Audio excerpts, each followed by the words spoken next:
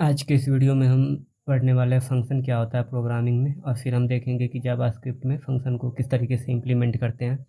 तो सबसे पहले मैं थोड़ा सा समझाता हूँ आपको फंक्शन के बारे में कि फंक्शन होता क्या है और इसको हमें क्यों और कैसे यूज करना है। तो फंक्शन को आप कंपेयर कर सकते हो किसी एक मशीन से या किसी एक पर्सन से जो आपके लिए कोई टास्क परफॉर्म कर रहा है, कोई भी हेल्पफुल टास्क आपको पर्सन प्रोवाइड कर रहा है। और जब भी आपको वो टास्क परफॉर्म करवाना हो तो आप उस एक पर्टिकुलर मशीन या एक पर्टिकुलर व्यक्ति को असाइन कर देते हो, राइट। तो जैसे हम एग्जांपल लेते हैं कि आपके पास एक मशीन है, ये लेट्स से कि कॉफ़ी मशीन है, ठीक है। कॉफ़ी मशीन है, तो इस मशीन का काम क्या है कि ये कॉफ़ी बनाता है। और जब भी आपको कॉफ़ी चाहिए होगा तो आप इस मशीन को ऑन कर दोगे, ठीक है। और जैसे ही आप इसको ऑन करोगे तो ये आपको आउटपुट में कॉफ़ी दे देगा, राइट। डिपेंडिंग ऑन कि इसमें आप कुछ इनपुट भी डालोगे, जैसे आप शुगर डाल सकते हो, राइट। और ये आपको यहाँ पे आउटपुट मिल रहा है। तो ठीक इसी तरीके से जावास्क्रिप्ट फंक्शन भी होता है कि लेट्स से आपको कोई एक पर्टिकुलर टास्क है, उसके लिए आपने एक फंक्शन बना लिया, ठीक है, कि प्रोडक्ट रेंडर कराना है आपको, प्रोडक्ट रेंडर, ठीक है, रेंडर। और अब जब भी आपको प्रोडक्ट रेंडर करवाना हो तो आप इस फंक्शन को ऑन कर दोगे, जैसे इस मशीन को ऑन कर रहे हो, राइट। और इस फंक्शन को ऑन करना, इसको हम बोलते हैं प्रोग्रामिंग के टर्म में फंक्शन को कॉल करना या इन्वोक करना भी बोलते हैं, ठीक है। तो जैसे ही आप इस फंक्शन को कॉल करोगे तो ये एज ए रिजल्ट प्रोडक्ट को रेंडर कर देगा, ठीक है। इसमें भी डिपेंडिंग ऑन कि आप किस तरीके का फंक्शन बना रहे हो, इसमें आप प्रोडक्ट का डाटा पास भी कर सकते हो और प्रोडक्ट का डेटा इसको नहीं भी पास कर सकते हो, ठीक है। तो ये किस तरीके से काम करता है उसको हम देखते हैं। और फंक्शन एक काइंड ऑफ ब्लॉक होता है कोड का, जो कि किसी एक पर्टिकुलर काम के लिए हम लिखते हैं, और जब भी हमें वो टास्क करना हो, वो काम करना हो कोड में, तो उस फंक्शन को कॉल कर देते हैं, ना कि हम उसके लिए फिर से कोड लिखते हैं।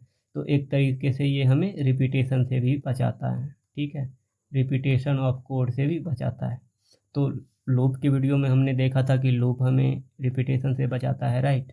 तो ये दोनों किस तरीके से डिफरेंट है उसको भी हम देखेंगे। और लूप सफिशिएंट नहीं होता है, सिर्फ लूप ही आपको रिपीटेशन से नहीं बचा सकता। अगर आप सिर्फ लूप का यूज कर रहे हो तो एक पॉइंट पे जाके आपको रिपीट करना ही पड़ेगा। तो उस केस में हमारा काम में लिया जाता है फंक्शन, ठीक है। तो इसको हम किस तरीके से करते हैं, सब चीज़ को हम एक बार देखते हैं। तो जैसे लास्ट टाइम ने हमने आपको एग्जांपल में बताया था कि आपको अगर प्रोडक्ट रेंडर करना हो और उसके लिए लेट से कि 10 लाइन का कोड है, तो अगर आपको 100 प्रोडक्ट रेंडर करने हुए तो आपको 100 टाइम मल्टीप्लाई करके वो कोड लिखना पड़ेगा, राइट। तो उसके लिए हम यूज में लेते हैं लूप। तो अभी लेट से हमारे पास दो प्रोडक्ट की कैटेगरी है, मतलब दो टाइप के प्रोडक्ट है। पहला है हमारा हमारा लेट से लैपटॉप, ठीक है। लैपटॉप का 10 प्रोडक्ट है हमारे पास। और दूसरा है हमारे पास मोबाइल, ठीक है। और इसका है हमारे पास मान लो कि 5 प्रोडक्ट, और भी बहुत हो सकते हैं लेकिन अभी के लिए हम 2 मान रहे हैं। और इसको हमें रेंडर करना है लूप की मदद से, ठीक है। तो इसके लिए लेट से कि हमारे पास ये है लेट लैपटॉप, ठीक है, और ये है हमारे पास 10, ठीक है। और लेट मोबाइल, मोबाइल, और ये है हमारे पास 5, ठीक है। और अभी इसको हम रेंडर करते हैं लूप की मदद से। तो लूप में हमने देखा था कि हम एक तो बनाएंगे फॉर लूप, ठीक है। और ये इस तरीके से, और let i is equal to 1 और i less than equal to है लैपटॉप से, तब तक हमें क्या करना है आई प्लस प्लस, ठीक है। और इसको हम करते हैं इस तरीके से, ये यहाँ पे नीचे आइए और यहाँ पे लिखते हैं console dot log laptop is ready for sale. इसके बदले हम लिख देते हैं रेंडर्ड, ठीक है, RENDERED रेंडर्ड, इस तरीके से। और इसको जैसे ही हम एग्जीक्यूट करेंगे इस कोड को, तो अभी आप देखो ये हमारा लैपटॉप रेंडर हो रहा है। यहाँ पे लैपटॉप 1 रेंडर्ड, 2 रेंडर्ड, और इस तरीके से ये 10 लैपटॉप रेंडर हो गया। अभी इसी फॉर लूप का यूज करके हम मोबाइल को रेंडर नहीं कर सकते।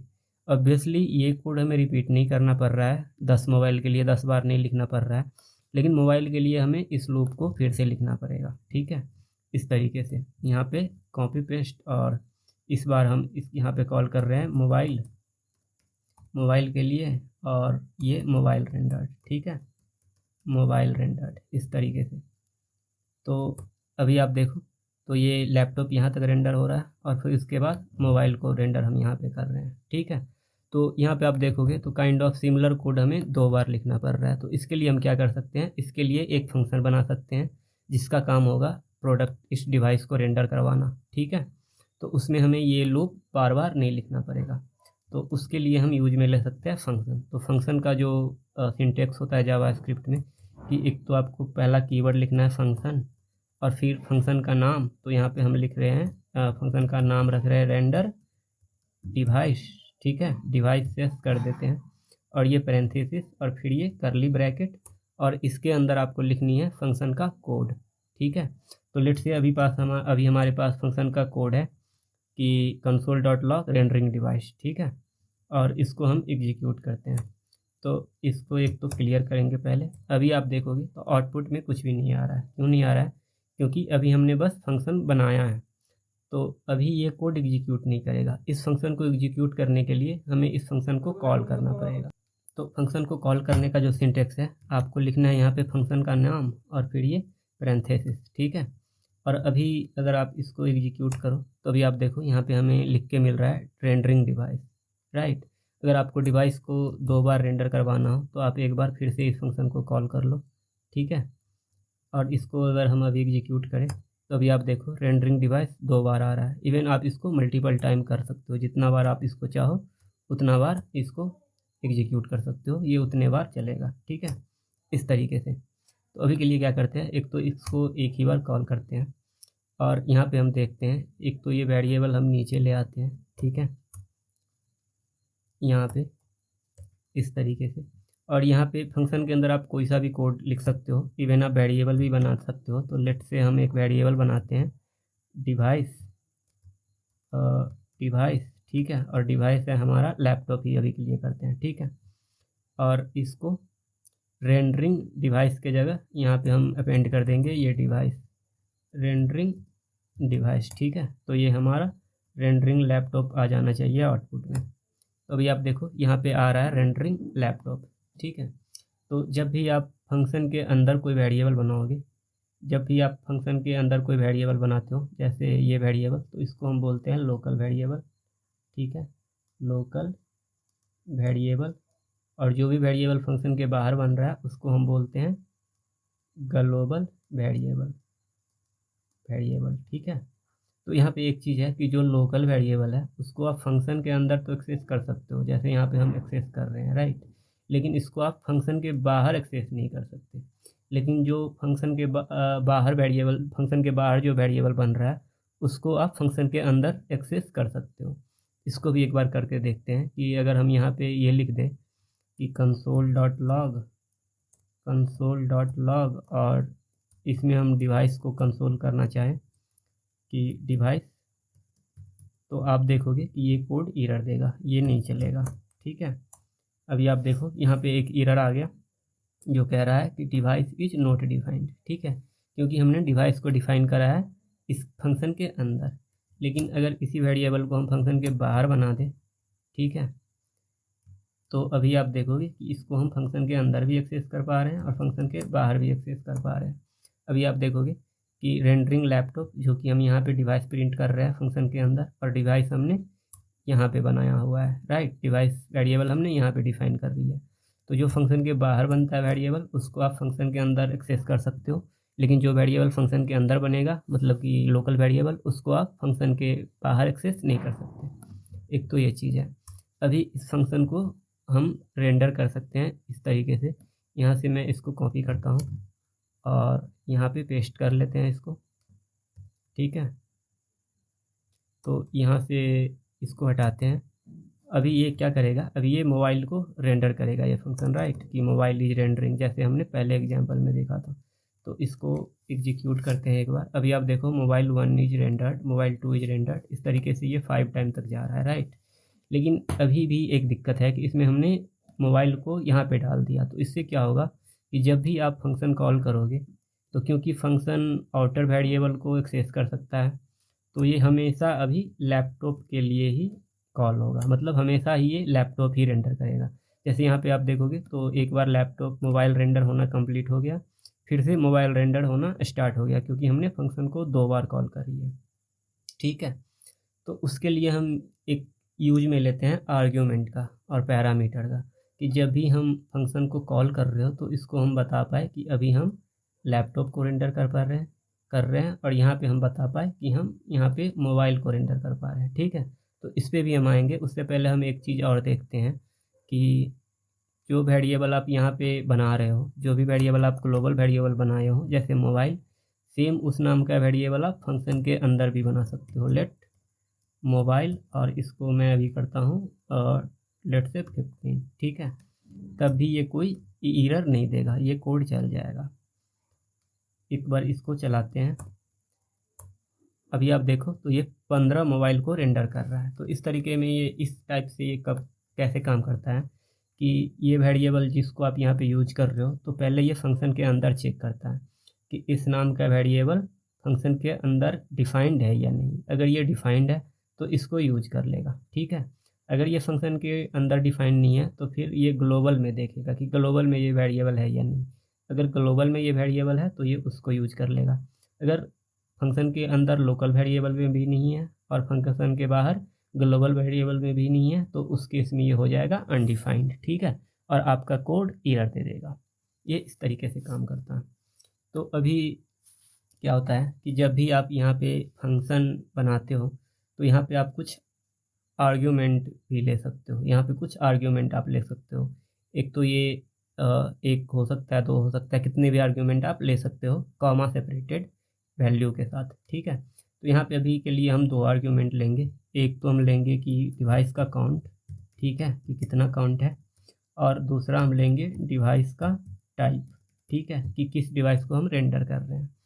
तो अभी ये जो हम मोबाइल से इसमें क्या करेंगे कि जब भी हम इस फंक्शन को कॉल करेंगे अब, तो एक तो यहाँ पे डिवाइस काउंट पास कर देंगे, डाल देंगे कि लेट से मोबाइल के लिए कॉल कर रहे हैं तो यहाँ पे ये 5 डालना है, और डिवाइस टाइप में हमें एक स्ट्रिंग डालनी है मोबाइल। ठीक है, ताकि उस मोबाइल को हम फिर यहाँ पे यूज कर लेंगे, और जब लैपटॉप के लिए हम कॉल करेंगे तो यहाँ से पास करेंगे लैपटॉप, और उसको फिर हम यहाँ पे यूज कर लेंगे। ठीक है, तो अभी क्या करते हैं, अभी यहाँ पे जो हम एक तो ये वेरिएबल हटा देते हैं, और ये जो मोबाइल से कंपेयर कर रहे हैं ग्लोबल वेरिएबल से, उसके जगह हमें अभी इस वेरिएबल का यूज करना है डिवाइस काउंट का। ठीक है, और यहाँ पे हमें मोबाइल को हार्ड कोड नहीं करना है, इसके बदले हमें यहाँ पे डिवाइस टाइप को यूज करना है, डिवाइस टाइप। ठीक है, इस तरीके से। और इसको पास करने के लिए जब भी आप फंक्शन को कॉल करते हो तो यहाँ से आप इसको वैल्यू पास कर सकते हो कि लेट से लैपटॉप, और डिवाइस टाइप है हमारा लैपटॉप। अभी इसको एग्जीक्यूट करते हैं।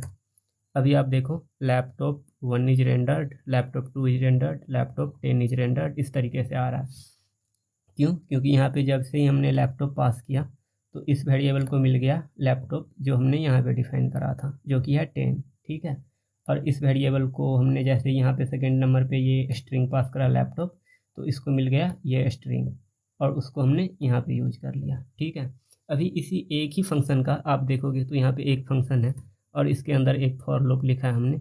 इसको यूज करके हम कितने भी डिवाइस को अभी रेंडर कर सकते हैं, रेंडर डिवाइस और मोबाइल। ठीक है, तो अभी आप देखोगे, इसको एग्जीक्यूट करते हैं एक बार, तो अभी आप देखो ये मोबाइल भी, ये पहले लैपटॉप को रेंडर किया और फिर ये मोबाइल को रेंडर कर रहा है। राइट, लेट से कि हमारे पास एक और डिवाइस होता, लेट टैबलेट इक्वल टू 3, तो हमें क्या करना है, अभी बस इस फंक्शन को एक बार कॉल करना है कि हमें डिवाइस को रेंडर करना है, किस डिवाइस को, टैबलेट को। ठीक है, और इसको जैसे ही हम अभी एग्जीक्यूट करेंगे तो आप देखो यहाँ पे पहले तो ये लैपटॉप रेंडर कर दिया सारा का सारा, फिर यहाँ पे ये मोबाइल रेंडर कर रहा है, और फिर इसके बाद ये टैबलेट को रेंडर कर दिया। ठीक है, इस तरीके से फंक्शन काम करता है। उसके बाद एक होती है फंक्शन में कंसेप्ट हमारी डिफ़ॉल्ट पैरामीटर की। ठीक है, डिफ़ॉल्ट पैरामीटर क्या होता है कि जैसे यहाँ पे हमने 2 आर्ग्यूमेंट डिफाइन करा है। राइट, एक तो हमें डिवाइस काउंट मिलना चाहिए और दूसरा डिवाइस टाइप मिलना चाहिए। लेकिन मान लो कि जब भी हम इस फंक्शन को कॉल कर रहे हैं तो उस टाइम पे हमने ये वैल्यू पास नहीं करी। ठीक है, यहाँ पे आप देखोगे अगर, तो यहाँ से हमने ये वैल्यू टैबलेट में ये वैल्यू निकाल दी। ठीक है, तो उस केस में क्या होता है जो भी वैल्यू आप फंक्शन कॉल के टाइम पे पास नहीं करोगे वो वैल्यू यहाँ पे अनडिफाइंड पास हो जाएगा। ठीक है, ये हो जाएगा अनडिफाइंड। तो अगर आप इस कोड को एग्जीक्यूट करोगे अभी, एक तो पहले इसको क्लियर करते हैं और अभी इसको एग्जीक्यूट करते हैं। तो अभी आप देखो यहाँ तक ये मोबाइल हमने अगर लैपटॉप में पास करी है तो यहाँ पे हमें मिल रहा है लैपटॉप 10 इज रेंडर्ड।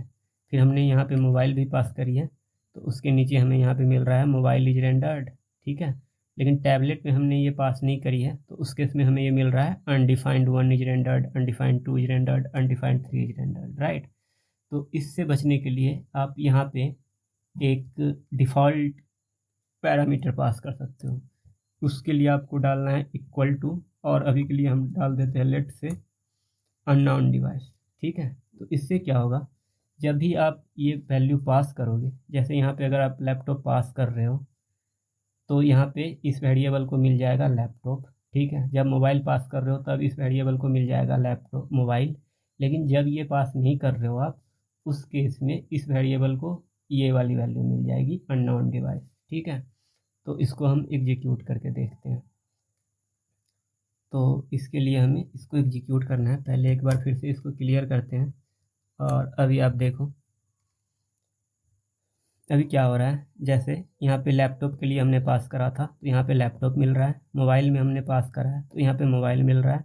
लेकिन जहाँ पे हम इसको पास नहीं कर रहे हैं वहाँ पे हमें अननोन डिवाइस, जो कि हमने as a default parameter set करी है, वो मिल रहा है। राइट, इवन यहाँ पे भी आप एक डिफ़ॉल्ट पैरामीटर डाल सकते हो कि अगर कुछ पास नहीं किया गया तो यहाँ पे मिलना चाहिए 8। ठीक है, और इसको भी अगर हम निकाल दें यहाँ से तो अभी आप देखोगे कि अननोन डिवाइस 8 टाइम रेंडर होना चाहिए। राइट, जो कि हमारा हो भी रहा है। तो ये इस तरीके से काम करता है। अभी के लिए फिर से हम इसको हटाते हैं और एक चीज़ समझते हैं यहाँ पे रिटर्न वैल्यू क्या होती है फंक्शन में। तो जब भी आप एक फंक्शन को कॉल करते हो, जब भी इस तरीके से एक फंक्शन कॉल होगा तो ये आपको हमेशा एक वैल्यू रिटर्न करेगा। ठीक है, वैल्यू रिटर्न करेगा। ठीक है, उस वैल्यू को जहाँ पे ये फंक्शन आप कॉल कर रहे हो वहाँ पे ये वैल्यू रिसीव हो जाएगी। अभी आप इस वैल्यू को चाहो तो कंसोल लॉग कर लो या तो किसी वेरिएबल में भी स्टोर कर सकते हो, या जिस तरीके से आप इसको यूज करना चाहो उस तरीके से यूज कर सकते हो। तो उसके लिए हम एक यहाँ पे देखते हैं कि यहाँ पे ये चेक करने के लिए ये फंक्शन क्या वैल्यू रिटर्न कर रही है। उसके लिए मैं क्या करूँगा, इसको कर देते हैं कंसोल डॉट लॉग। ठीक है, लॉग इस तरीके से, और इसके अंदर हम इस कॉल को डाल देते हैं और ये हमें हटाना है यहाँ से। अभी अगर आप इसको एग्जीक्यूट करो तो अभी आप देखोगे तो ये जैसे ही फंक्शन कॉल हुआ और ये लूप चला, ठीक है, तो उसके वजह से हमें ये यहाँ पे मिल रहा है लैपटॉप 4 इज रेंडर्ड, ये अप टू 10 तक हमें मिल रहा है कि लैपटॉप 10 इज रेंडर्ड। उसके बाद आप यहाँ पे देखोगे ये हमें मिल रहा है अनडिफाइंड। राइट, ये अनडिफाइंड क्या है, इस फंक्शन की रिटर्न वैल्यू है। जब भी एक फंक्शन कॉल होगी तो वो एग्जीक्यूट हो जाने के बाद एंड में एक वैल्यू रिटर्न करती है, वो अभी है अनडिफाइंड। बाय डिफ़ॉल्ट ये होती है अनडिफाइंड। अगर आप यहाँ से चाहो तो कोई कस्टम वैल्यू भी रिटर्न करवा सकते हो। उसके लिए आपको लिखना है रिटर्न। ठीक है, और उसके आगे वैल्यू लिखनी है। तो हम अभी के लिए रिटर्न करते हैं रेंडरिंग डिवाइस कंप्लीटेड। ठीक है, और इसको हम अभी एग्जीक्यूट करते हैं। तो अभी आप देखो ये लैपटॉप यहाँ पे रेंडर होना कंप्लीट हो रहा है। ये जब तक लूप चल रहा है तब तक ये रिटर्न नहीं होगा। ठीक है, लूप जैसे ही कंप्लीट हो गया, मतलब फंक्शन जैसे ही कंप्लीट हो गया तो ये एक वैल्यू रिटर्न किया डैट इज रेंडरिंग कंप्लीट, और उस वैल्यू को हम यहाँ पे कंसोल कर रहे हैं तो उसके वजह से हमें ये यहाँ पे मिल रहा है रिटर्निंग रेंडरिंग कंप्लीटेड। ठीक है, अगर इसको हम इस तरीके से कॉल करें कि रेंडर डिवाइस, और मोबाइल के लिए हम कॉल करते हैं। ठीक है, अभी आप देखोगे इसको एग्जीक्यूट करते हैं। ऑब्वियसली पहले एग्जीक्यूट करना पड़ेगा। तो अभी आप देखो लैपटॉप जैसे ही कंप्लीट हो रहा है तो यहाँ पे हमें मिल रहा है रेंडरिंग कंप्लीटेड। राइट, लेकिन जब मोबाइल कंप्लीट हो रहा है तो उस केस में हमें रेंडरिंग कंप्लीट नहीं मिला। क्यों? क्योंकि हमने ये जो भी वैल्यू यहाँ से रिटर्न हुआ फंक्शन से उसको हमने कंसोल पे प्रिंट नहीं किया। अभी इसको हम क्या करते हैं, एक वेरिएबल में स्टोर कर लेते हैं। लेट रिस्पॉन्स इक्वल टू कर देते हैं। ठीक है, ये, और अगर अभी क्या होगा, अभी ये एक तो ये फंक्शन का जो कोड है वो एग्जीक्यूट होगा, उसके वजह से हमें यहाँ पे रेंडरिंग मैसेज मिल जाएगी, और जो इस फंक्शन की रिटर्न वैल्यू है वो इस वेरिएबल में स्टोर हो जाएगी। ठीक है, तो इसको आप कंसोल करके चेक कर सकते हो। यहाँ पे मैं डालता हूँ console.log और यहाँ पे डालते हैं रिस्पॉन्स, ठीक है, इस तरीके से। तो अभी आप देखो रेंडरिंग कंप्लीटेड यहाँ पे भी है और रेंडरिंग कंप्लीटेड यहाँ पे भी है। ये लैपटॉप के लिए जब कॉल हुआ तब ये रेंडरिंग कंप्लीटेड, और ये जब मोबाइल के लिए कॉल हुआ तब ये रेंडरिंग कंप्लीटेड, ठीक है। तो आई होप कि ये रिटर्न वैल्यू भी आपको समझ में आ गया होगा। और एक चीज़ है कि एक वैल्यू, एक फंक्शन एक ही वैल्यू रिटर्न करेगा, ठीक है, एक फंक्शन एक ही वैल्यू रिटर्न करेगा। अगर आप यहाँ से चाहते हो कि कुछ और भी रिटर्न कर ले तो उस केस में ये एरर दे देगा, ठीक है। और रिटर्न के आगे जो भी कोड लिखा होगा, कि लेट से यहाँ पे हम एक और console.log कर रहे हैं फंक्शन के अंदर ही, console.log, और यहाँ पे लेट से कि हम लिख देते हैं, कुछ भी लिख देते हैं हेलो, ठीक है। तो आइडियली ये हेलो भी हमें कंसोल पे मिलना चाहिए, लेकिन अगर आप यहाँ पे देखोगे, एक तो हेलो की स्पेलिंग ठीक करते हैं पहले, ठीक है। अभी आप यहाँ पे देखोगे तो हेलो हमें कहीं नहीं मिल रहा है, क्यों?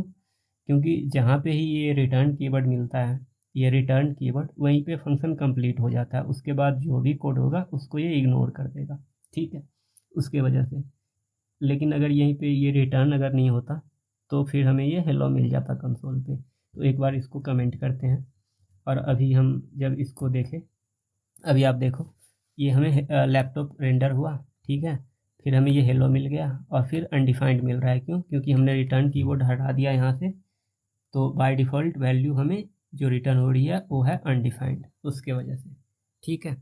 तो ये था फंक्शन। एक दो और हम फंक्शन बनाते हैं, इसको कमेंट आउट करते हैं इस तरीके से। और लेट से हम एक फंक्शन बनाते हैं कि फंक्शन, अरे ये क्या हो रहा है, फंक्शन, और इसका नाम रखते हैं इज इवेन। ये फंक्शन बेसिकली क्या करेगा, एक नंबर को चेक करेगा इवेन है या नहीं, राइट। तो इस केस में आप देखोगे, इसको मैं थोड़ा सा नीचे करता हूँ, तो हमने एक इफ़ कंडीशन लगाई है फंक्शन की अंदर कि यहाँ से हमें एक यहाँ पे नंबर पास करना होगा जब भी फंक्शन कॉल होगा, राइट। और जब ये फंक्शन मॉड 2 अगर ये ट्रिपल इक्वल टू 0 है तो ट्रू रिटर्न करो, एल्स क्या रिटर्न करो, फॉल्स रिटर्न करो। यहाँ पे भी आप देखोगे तो दो रिटर्न लिखा हुआ है, लेकिन वैल्यू एक ही रिटर्न होगी, या तो ये ट्रू होगी, उस केस में ये रिटर्न हो जाएगी, या तो ये फॉल्स होगी, उस केस में ये रिटर्न हो जाएगी, राइट। तो इस फंक्शन को अभी हम यूज करते हैं। तो यहाँ पे मैं क्या करता हूँ, यहाँ पे इस फंक्शन को कॉल करते हैं इज इवेन, और इसमें पास कर देते हैं लेट से 4, ठीक है। और इसको हम अभी एग्जीक्यूट करेंगे। तो एक तो इसको हम सबसे पहले क्लियर कर लेते हैं। अभी आप देखो तो कुछ हमें आउटपुट नहीं मिल रहा है, क्योंकि हमने डायरेक्ट इसके अंदर console.log नहीं डाला है। यहाँ से एक वैल्यू रिटर्न कर रहे हैं, तो उस वैल्यू को हमें यूज भी करना होगा। मतलब या तो हम console.log कर ले, या तो किसी वेरिएबल में स्टोर करके फिर उसको console.log कर ले, ठीक है। तो अभी हम इसको एग्जीक्यूट करते हैं। तो अभी आप देखोगे तो हमें यहाँ पे ट्रू मिल रहा है। अगर यहाँ पे हम इसको 5 डाल दें तो हमें ऑब्वियसली फॉल्स मिलना चाहिए, राइट, फॉल्स।